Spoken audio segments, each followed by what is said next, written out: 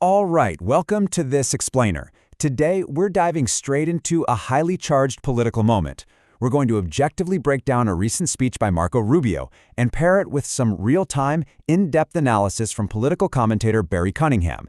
Now, our goal today isn't to take sides. We just want to unpack the actual rhetoric being used, look at the historical claims, and explore the major legal and political predictions spinning out of this. It's honestly a fascinating look into exactly how political narratives get built and deployed. So here's our roadmap for today. We're going to cover 1. A shift in focus, 2. Reframing historical terrorism, 3. The transnational threat claim, 4. Predicting executive action, and finally 5. The alleged media blackout. Let's get right into it. Starting off with Section 1, a shift in focus. So, in his speech, Marco Rubio looks back at the last 2 decades of Western counterterrorism. You know, the post-9/11 era. He reminds everyone about the tragic attacks in New York, Madrid, London, events that caused the West to completely rebuild its security architecture just to fight global jihad. And according to Rubio, that hyper-focused strategy actually worked. He points out a massive 97% drop in people killed by jihadist terrorism in Europe between 2015 and 2024. On top of that, he notes that U.S. attacks and plots are down by 2/3 since the peak of ISIS. Basically, he's saying the system did exactly what it was designed to do. But here's where he pivots. Rubio claims that while we were all looking one way, a massive blind spot developed. He argues that whenever extremist violence comes from the political left, legacy institutions, academia, and the press just brush it off as some sort of right-wing fever dream. And this right here sets up the core thesis of his whole speech, that the global focus on counterterrorism is due for a massive structural pivot. Which brings us to Section 2, Reframing Historical Terrorism. Rubio points out what he sees as a glaring double standard in how we view history. On one hand, you have neo-Nazi violence, which is universally and correctly condemned as pure evil. But on the flip side, he argues that Marxist violence is often treated with kid gloves, like it's just a tragic excess of idealism. Like maybe their methods were extreme, but their hearts were in the right place. Rubio asserts that this ideological bias is so baked into the mainstream that it actually allows people in power to excuse acts of terror as legitimate political expression. He specifically points to the lack of prosecutions during the riots in the summer of 2020 to back this up. And to prove this isn't just some modern manufactured talking point, Rubio takes us back to the 70s and 80s. He rattles off a whole list of notorious left-wing militant groups to remind people of the kidnappings, bombings, and executions they pulled off. He's talking about the FARC and ELN, the Shining Path in Peru who brutally attacked villagers, the Red Brigades in Italy literally executing a prime minister, and right here at home, the Weather Underground and Black Liberation Army bombing the Pentagon and targeting police.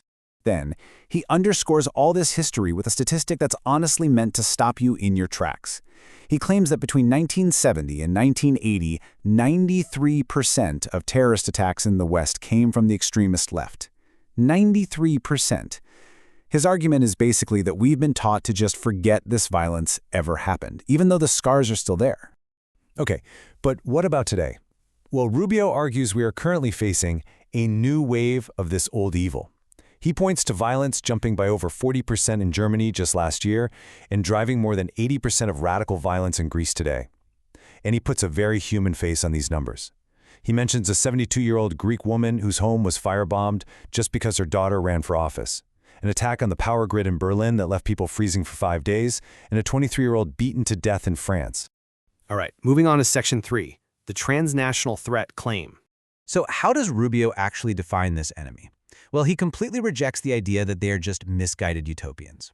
Instead, he paints a really uncompromising picture. He describes radical leftism as a movement fueled by inadequacy, ugliness, and toxic resentment. In his view, because these groups can't achieve or build anything themselves, they're driven by this overwhelming urge to tear down the achievements of Western civilization. That's why, he argues, you see them going after critical infrastructure like pipelines and power grids.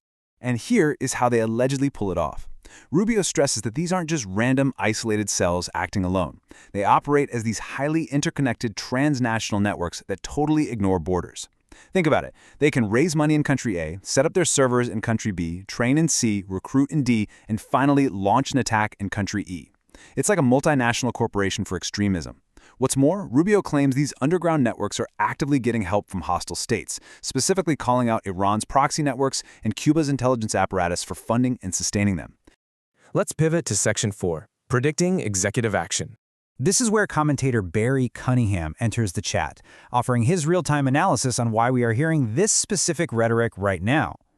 Cunningham zeroes in on one specific detail from the speech, the number 60. Rubio mentioned an international coalition of leaders and law enforcement from over 60 countries. Cunningham's take? He says Rubio isn't just giving us a history lesson here. That 60-nation coalition is the actual physical framework being built to aggressively hunt down groups like Antifa on a global scale. Cunningham actually goes a step further and makes a massive prediction. He believes Rubio is purposefully laying the legal groundwork for President Trump. By officially declaring these groups a transnational terrorist threat, Cunningham argues it hands the incoming administration the exact legal leverage they need to invoke sweeping emergency powers. To use his exact words, he says if that happens, it's lights out for the left. So what does lights out actually mean, legally speaking? Cunningham points toward tools like the National Emergency Act or maybe even the Insurrection Act. By officially slapping the label of international terrorism onto domestic left-wing groups, it completely shifts the legal playing field. Cunningham predicts this will allow the president to essentially bypass traditional court processes, granting them broad, unchecked power to defund and totally crush these organizations. If his interpretation is right, it spells absolute doom for these groups, leaving them literally nowhere to hide. Finally, let's wrap up with Section 5, the alleged media blackout. So, how is the press going to react to this massive shift in counterterrorism doctrine? According to Cunningham, they're going to pretend it didn't happen. He explicitly tells his viewers to watch out for a deliberate media blackout. He claims that reporters are going to hear about this 60-nation coalition and just intentionally tap dance around it to hide the administration's real focus. He predicts that during press conferences, the media will just deflect, asking about a potential Iranian war or bringing up political appointments like Todd Blanche or Kash Patel, completely ignoring the massive counterterrorism pivot that was just announced. And that brings us to the end of this explainer. We've got a front row seat to see exactly how this is all going to play out. We've looked at Rubio's framing of left-wing extremism as this existential, transnational threat, and we've heard Cunningham's analysis that this is all just a calculated setup for sweeping executive action. So, the huge question we're left with, and the one we all need to be watching closely, is this. Will this intense rhetorical framework actually become the legal foundation used to invoke emergency powers in the near future? It's a question that could fundamentally reshape policy and society. Thanks so much for joining me to unpack all this today. Keep questioning and keep learning.